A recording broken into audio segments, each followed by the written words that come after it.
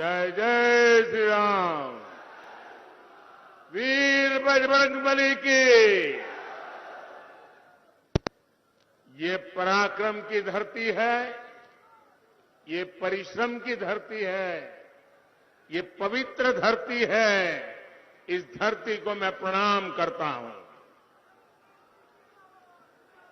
इस मंच से मैं गुरुद्वारा दमदमा साहिब, तख्त आनंदपुर साहब और गुरुद्वारा तीरथ साहब को हृदय से प्रणाम करता हूं। मैं गुरु जंबेश्वर भगवान के चरणों में प्रणाम करता हूं। भगवान जंबेश्वर की प्रेरणा से हमारा बिश्नोई समाज आज भी पूरी दुनिया में जीव प्रेम और पर्यावरण का सबसे जागरूक सिपाही माना जाता है। साथियों, इस चुनाव में ये पंजाब में इस बार का जो चुनाव है, ये एक प्रकार से मेरी आखिरी सभा है और कल शाम को चुनाव प्रचार भी समाप्त हो रहा है। मैं बीते कुछ दिनों से पंजाब के अलग अलग क्षेत्रों में गया हूं। पूरे पंजाब में आज एक सुर से एक ही आवाज उठ रही है, भाजपा को जिताना है, एनडीए को जिताना है, पंजाब में डबल इंजन की सरकार बनाना है।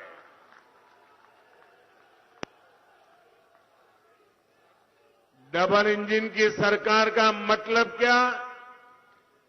पंजाब का इस दशक में सबसे तेज विकास।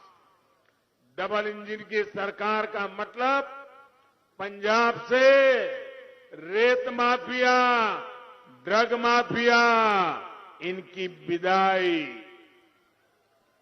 डबल इंजन की सरकार का मतलब है पंजाब की औद्योगिक इकाइयों में नई ऊर्जा भरना।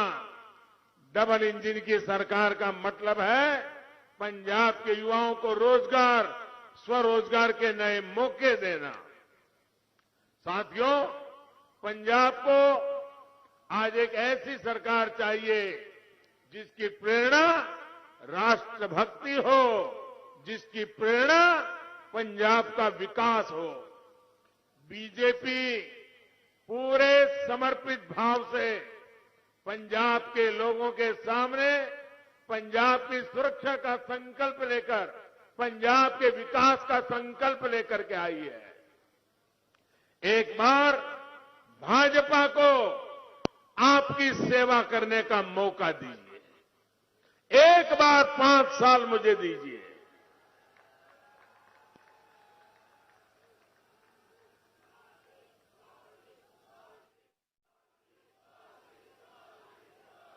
अब फिर देखिएगा डबल इंजन की सरकार कैसे पंजाब को तेज गति से आगे बढ़ाती है। आप देखिए, देश के इतने सारे राज्य हैं, जब कांग्रेस एक बार गई तो फिर कभी लौटकर आई ही नहीं। और जहां भाजपा को आशीर्वाद मिल गया, वहां तो कांग्रेस जड़ मूल से साफ हो गई। साथियों, पंजाब के एक क्षेत्र ने देश को ये दिखाया था कि खेती भी खुशहाली का जरिया बन सकती है। लेकिन आज स्थितियां बदल रही है। यहां की मिट्टी की उपजाऊ क्षमता घट रही है। मिट्टी में केमिकल्स बढ़ गए हैं। भाइयों और बहनों, इतिहास गवाह है, कांग्रेस ने किसानों को हमेशा धोखा दिया है। स्वामीनाथन कमीशन की सिफारिशों को लागू करने की मांग सालों से देश में थी। ये फाइल पर बैठ गए थे, लेकिन कांग्रेस सरकारें झूठ पर झूठी बोलती रही। केंद्र में हमारी सरकार बनी तो हमने उन सिफारिशों को लागू करने का काम करके दिखाया। भाइयों बहनों, ये हमारा किसानों के प्रति हमारी भारतीय जनता पार्टी का लगाव है। हमने, आप देखिए पुराने रिकॉर्ड, और मैं चुनौती देता हूं किसी भी दल को, हमारे समय में अनाज की रिकॉर्ड खरीदी की और किसानों के बैंक खातों में सीधे पैसा भेजा है हमने, उसके खाते में सीधा पैसा आता है। भाई और बहनों, पंजाब के किसानों को आज नई सोच और नए विजन वाली सरकार चाहिए। आज किसान को बेहतर फसल, कम लागत और बेहतर कीमत की जरूरत है।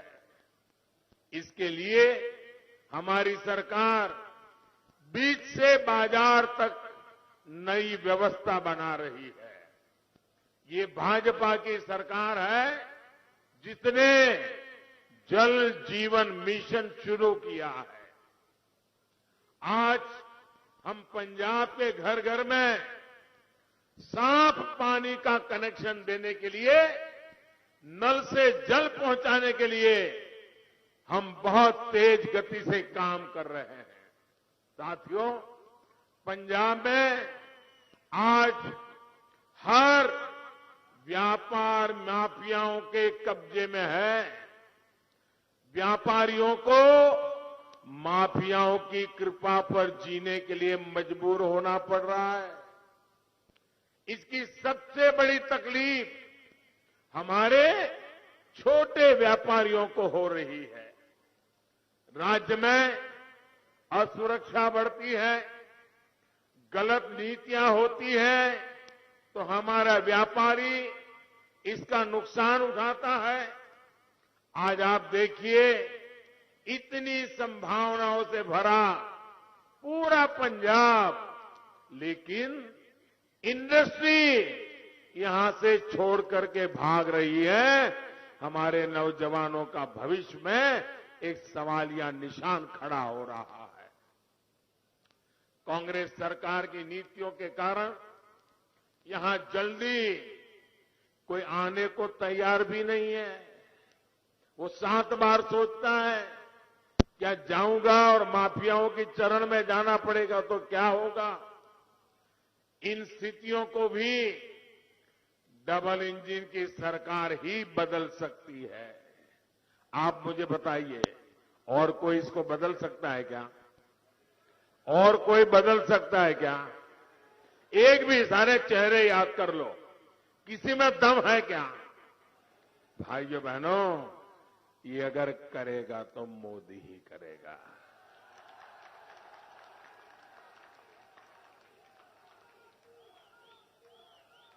हमने अपने घोषणा पत्र में अनेक संकल्प लिए हैं। पंजाब में बेहतर इंफ्रास्ट्रक्चर होगा,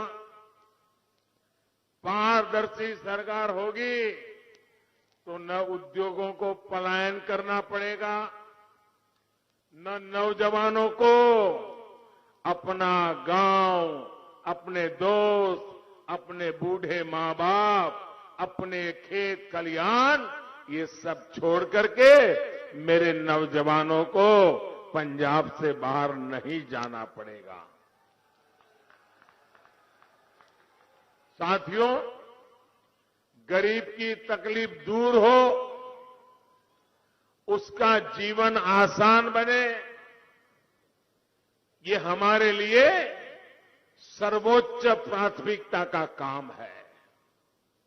कोरोना काल में भाजपा सरकार गरीबों को मुफ्त राशन दे रही है और मुफ्त वैक्सीन भी दे रही है।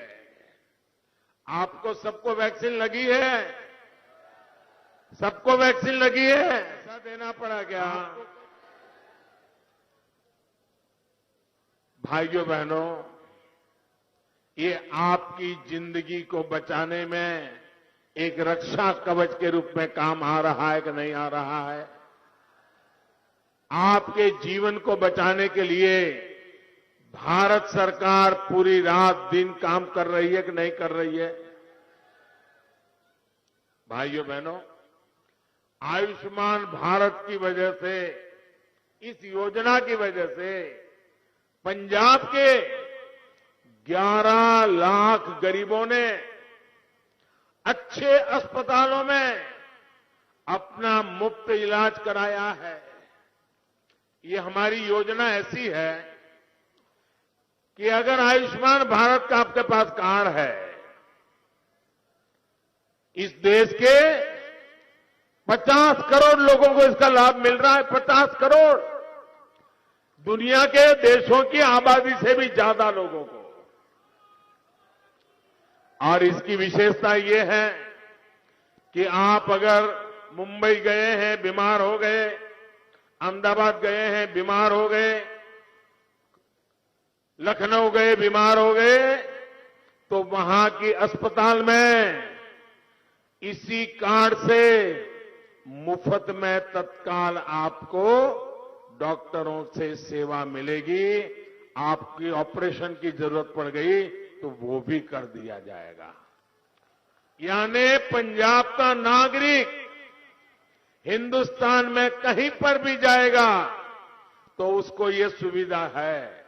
लेकिन मैं एक और दुख की बात बताता हूं। आपके पास कार्ड है, आप अहमदाबाद जाएंगे तो ऑपरेशन हो जाएगा, भोपाल जाएंगे तो ऑपरेशन हो जाएगा, लखनऊ जाएंगे तो हो जाएगा, लेकिन दिल्ली जाएंगे जहां मुख्यमंत्री जो बैठे हैं,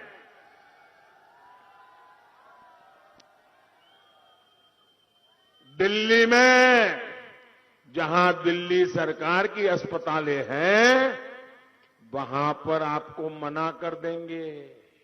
क्यों? क्योंकि इस योजना के साथ वो जुड़ने के लिए तैयार नहीं है। आप मुझे बताइए भैया, आपको भारत सरकार 5 लाख रुपए तक बीमारी के लिए खर्च दे रही है, तो पंजाब के लोगों को अगर दिल्ली में कहीं मदद जरूर पड़ जाए तो तुम्हारे पेट में चूहे क्यों दौड़ रहे थे? मुझे समझ नहीं आ रहा है। और जो लोग दिल्ली में आपको घुसने नहीं देना चाहते, वो आपसे वोट मांग रहे हैं। क्या ऐसे लोगों को पंजाब में कुछ भी करने का हक है क्या? है क्या? भाइयों बहनों, हमने जो आयुष्मान भारत योजना की बात बनाई है, इससे पंजाब के गरीबों के करीब करीब 2000 करोड़ रुपए बचे हैं। 2000 करोड़ रुपए। अब कल्पना कीजिए, गरीब के लिए 2000 करोड़ रुपए उसकी बीमारी में काम करने का काम दिल्ली में मोदी बैठ करके कर रहा है। भाइयों बहनों, ये हमारे दिल में आपके प्रति चिंता है। पंजाब में 300 से ज्यादा जन औषधि केंद्र चल रहे हैं और वहां पर जो बाजार में महंगी दवाई मिलती है, वैसी ही दवाई में कोई समझौता नहीं, कोई कॉम्प्रोमाइज नहीं, उसकी क्वालिटी में कोई कॉम्प्रोमाइज नहीं।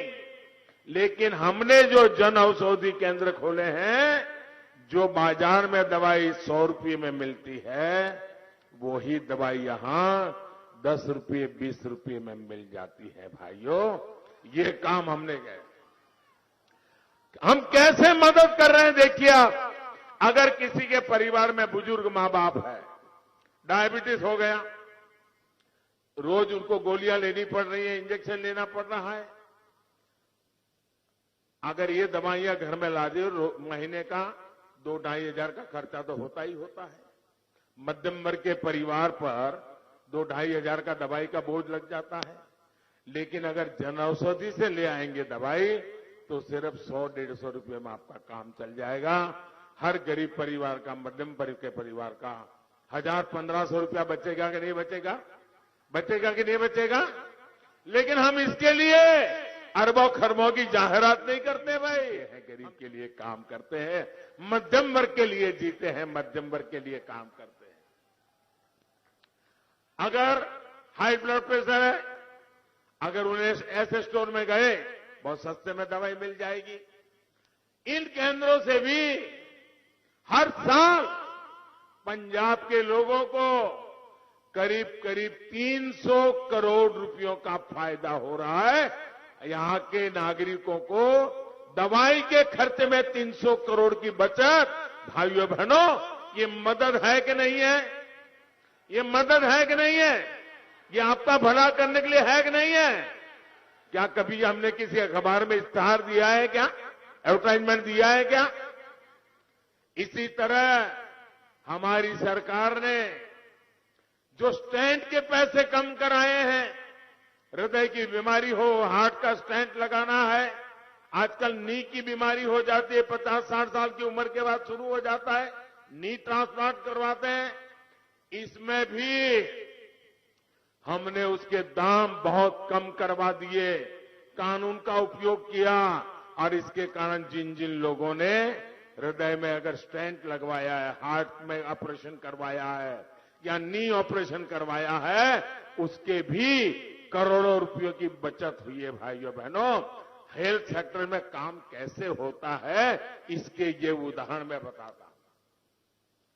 पीएम किसान सम्मान निधि के तहत केंद्र सरकार ने पंजाब के किसानों के बैंक खातों में 3,700 करोड़ रुपया 3,700 करोड़ रुपया सीधा सीधा किसान के बैंक के खातों में जमा हुआ है। अकेले पंजाब में, बीच में कोई कंपनी, कट की कंपनी नहीं, कोई बिचौलिया नहीं, कोई माफिया नहीं, सीधा। भाइयों बहनों, मुझे बताइए, किसान मुझे आशीर्वाद देगा कि नहीं देगा? देगा कि नहीं देगा? इसका लाभ पंजाब में करीब 23 लाख किसानों को मिला है।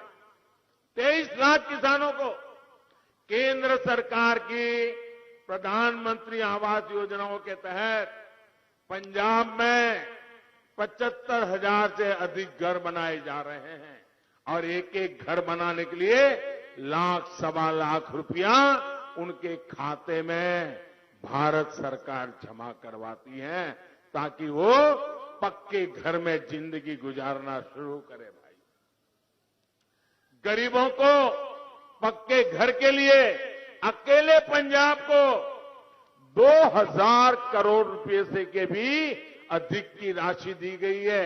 इधर आंकड़े जोड़ दीजिए, मैं तो कुछ ही बता रहा हूं, ये सारा दिल्ली से पैसा पंजाब की धरती पर उतारने का हमने काम किया है।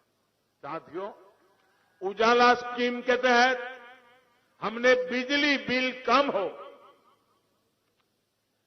हमेशा हमेशा के लिए बिजली का खर्चा कम हो, आपकी जेब से ज्यादा पैसे न जाएं, एक स्थायी व्यवस्था बनाई और टेक्नोलॉजिकल सॉल्यूशन निकाला। इसके तहत एलईडी बल्ब हमने पंजाब में वितरित किए।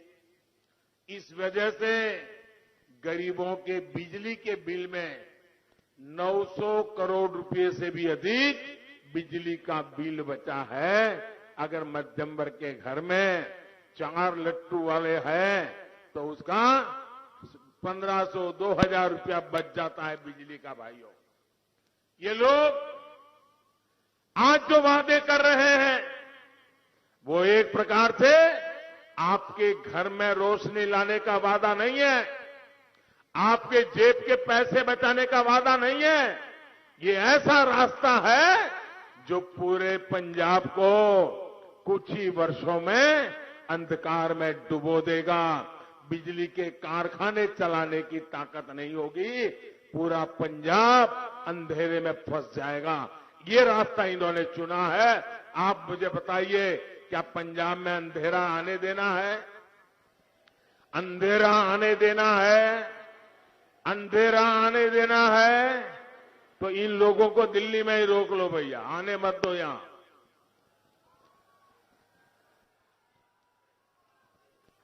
हम इस बात की व्यवस्था भी कर रहे हैं कि ना सिर्फ बिजली का बिल कम हो, बल्कि बिजली कारखाने भी अच्छे ढंग से चले और जरूरत के हिसाब से नए कारखाने भी लगे। साथियों, 84 के दंगों के समय जब कांग्रेस के नेता नौसंवार चल रहा था और कांग्रेस के नेता क्या कर रहे थे, हुक्म कहां से आ रहे थे, ये आपसे ज्यादा और कौन जानता है भाइयों। तो ये बीजेपी के नेता, हमारे कार्यकर्ता, हमारे सिख भाई परिवारों को बचाने के लिए, मैं उस समय गुजरात में था, एक भी परिवार को तकलीफ नहीं होने दी, एक भी परिवार को शान से जीते हैं भाइयों। हर सुख दुख में हम पंजाब के लोगों के साथ डटकर खड़े रहे हैं। साथियों, कांग्रेस हमेशा से एक क्षेत्र के लोगों को दूसरे से लड़ाती रहती है ताकि उनकी गाड़ी चल जाए। ये कांग्रेस के जो मुख्यमंत्री ने जो कल बयान दिया है और जिस पर ये दिल्ली का परिवार है उनका मालिक, वो बगल में खड़े रह करके तालियां बजा रहा था, बताइए। और ये पूरे देश ने देखा है। अपने इन बयानों से ये लोग किसका अपमान कर रहे हैं? यहां का कोई ऐसा गांव नहीं होगा, कोई ऐसा गांव नहीं होगा जहां हमारे उत्तर प्रदेश के भाई बहन या हमारे के बिहार के भाई बहन यहां पर मेहनत न करते हो, ऐसा कोई गांव नहीं होगा भाइयों।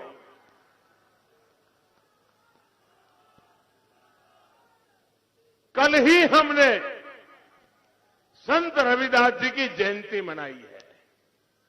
संत रविदास जी की जयंती मनाई है। मैं जरा इन नेताओं से पूछना चाहता हूं, आप मुझे बताइए, संत रविदास जी कहां पैदा हुए थे? क्या पंजाब में पैदा हुए थे क्या? संत रविदास जी उत्तर प्रदेश के बनारस में पैदा हुए थे, काशी में पैदा हुए थे। और आप कहते हो उत्तर प्रदेश के भाइयों को घुसने नहीं दोगे, तो क्या आप संत रविदास जी को भी निकाल दोगे?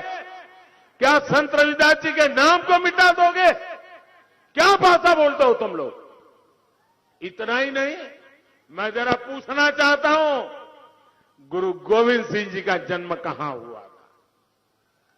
गुरु गोविंद सिंह जी का जन्म कहां हुआ था? पटना साहिब में हमारे गुरु महाराज गुरु गोविंद सिंह का जन्म हुआ था। और आप पटना में हुआ, बिहार में हुआ, और तुम कहते हो बिहार के लोगों को घुसने नहीं देंगे। तो क्या तुम गुरु गोविंद सिंह महाराज का अपमान करोगे?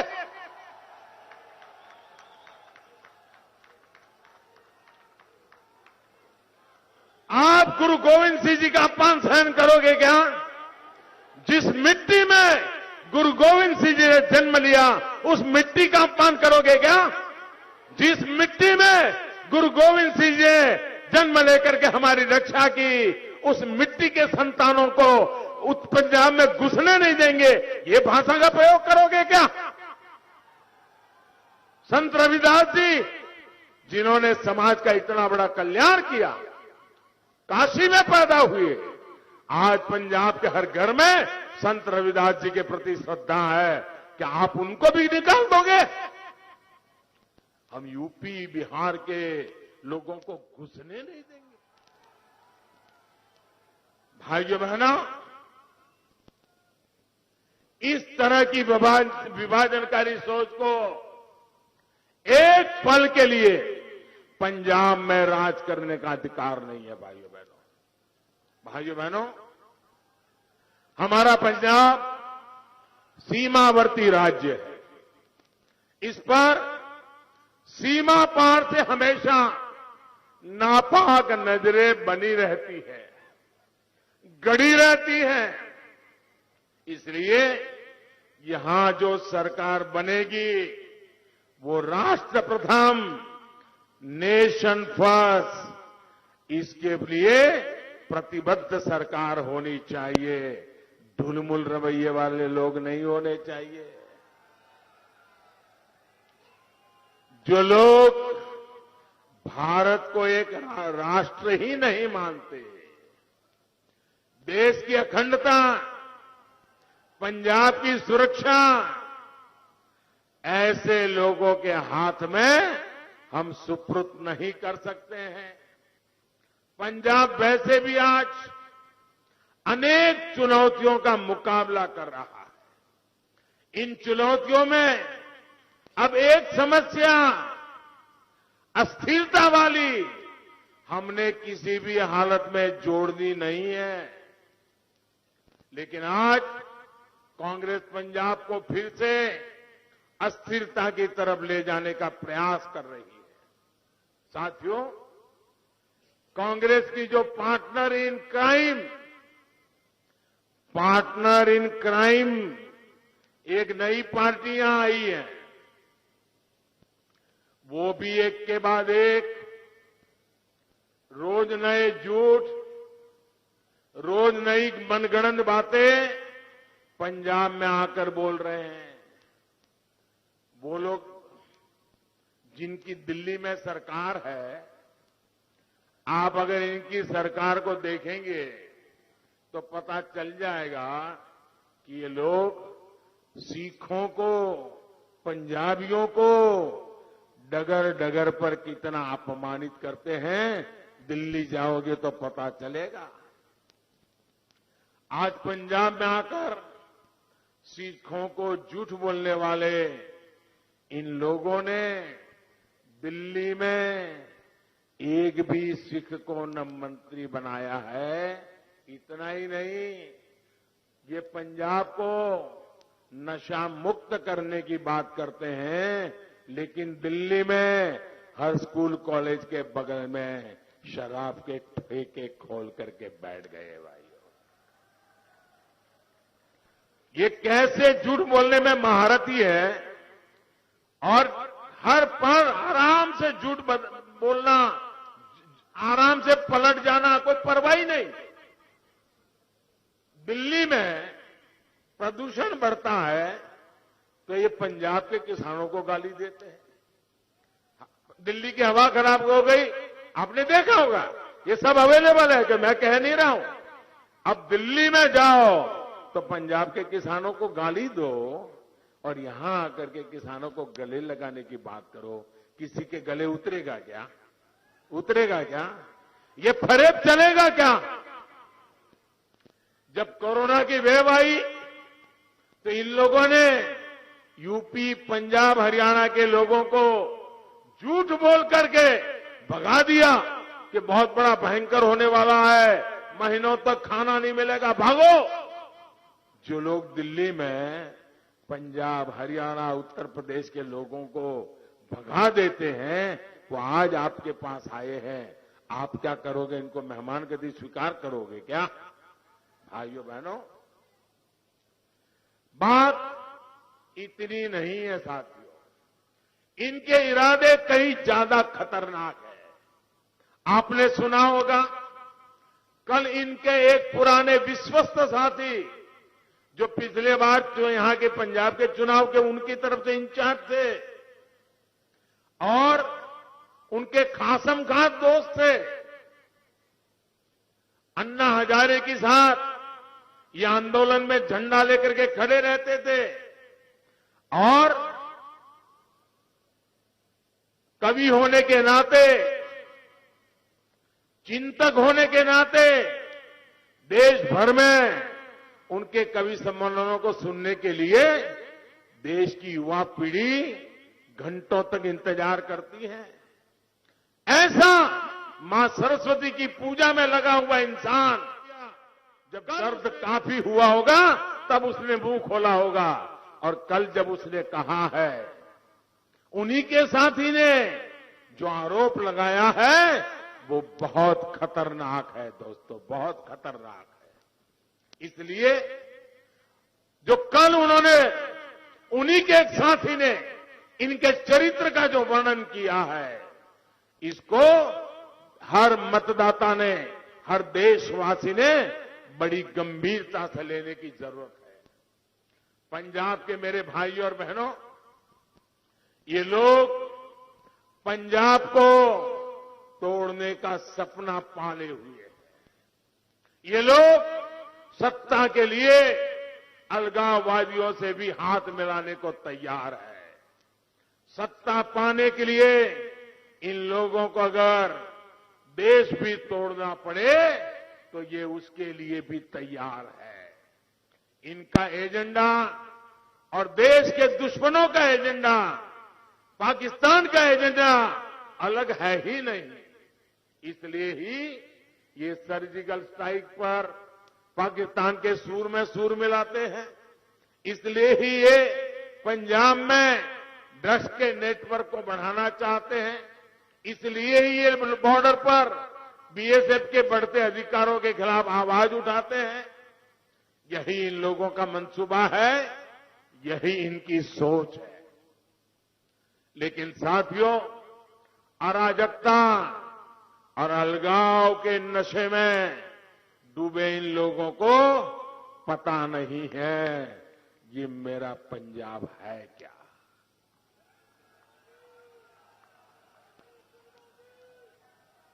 ये मेरे पंजाब ने कितने घाव झेले हैं, लेकिन इस देश के लिए मरने मिटने में कोई आगे रहा है तो मेरा पंजाब रहा है भाइयों। पंजाब उन गुरुओं, उन शहीदों की भूमि है जिन्होंने देश के लिए अपने प्राण न्योछावर कर दिए थे। ये पंजाब और ये भारत किसी की साजिशों से टूटने वाला नहीं है। हर भारतीय ऐसी ताकतों के सामने पूरी ताकत से खड़ा है। भाइयों और बहनों, ये सामान्य चुनाव नहीं है। ये पंजाब के वर्तमान के लिए, पंजाब के भविष्य के लिए बहुत महत्वपूर्ण चुनाव है। अब बीच में 2-3 दिन ही बचे हैं। 20 तारीख को पंजाब के लोगों को इनके अपराधों का हिसाब करना है। करोगे? चुन चुन के हिसाब करोगे? पल पल का हिसाब करोगे? 20 तारीख को पंजाब के लोगों को भाजपा के लिए, एनडीए के लिए, नवा पंजाब के लिए पुरजोश भारी मात्रा में ज्यादा से ज्यादा संख्या में वोट करना है। वोट करोगे ना? करोगे ना? ऐसा तो नहीं होगा ना कि इस सभा के बाद अरे भाई सभा बड़ी जबरदस्त हो गई, रैली बड़ी जबरदस्त हो गई, चलो आज सो जाते हैं। ऐसा नहीं करोगे ना?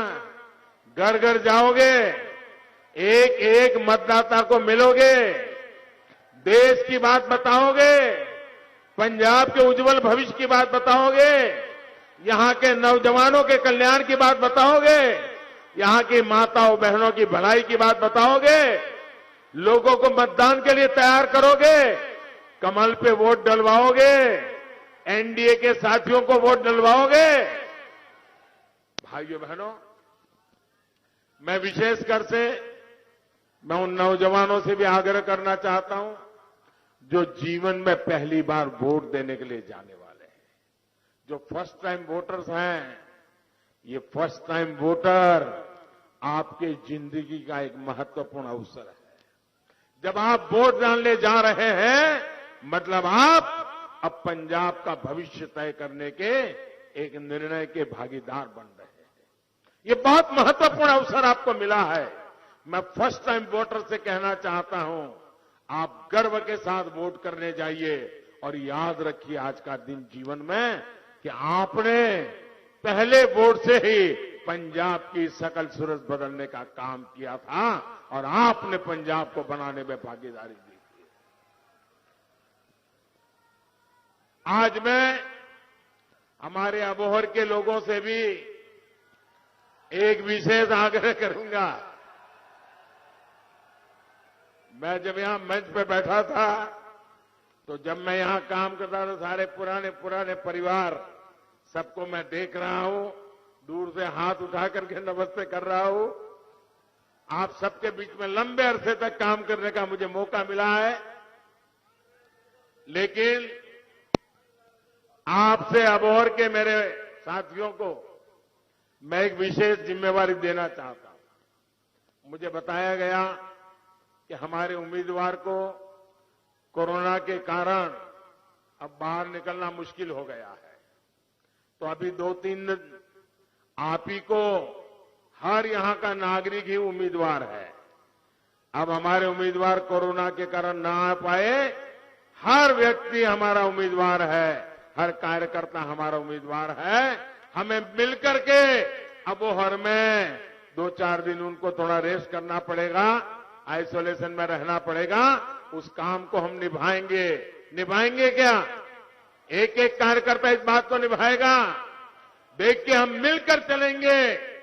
एनडीए के हमारे साथी श्रीमान ढींडसा साहब, कैप्टन साहब, हम सब मिलकर के पंजाब के सपनों को पूरा करने में कोई कमी नहीं रहेगी। इसी आशा के साथ आप सभी का बहुत बहुत धन्यवाद। दोनों मुट्ठी बंद करके पूरी ताकत से बोलिए भारत माता की, भारत माता की, भारत माता की।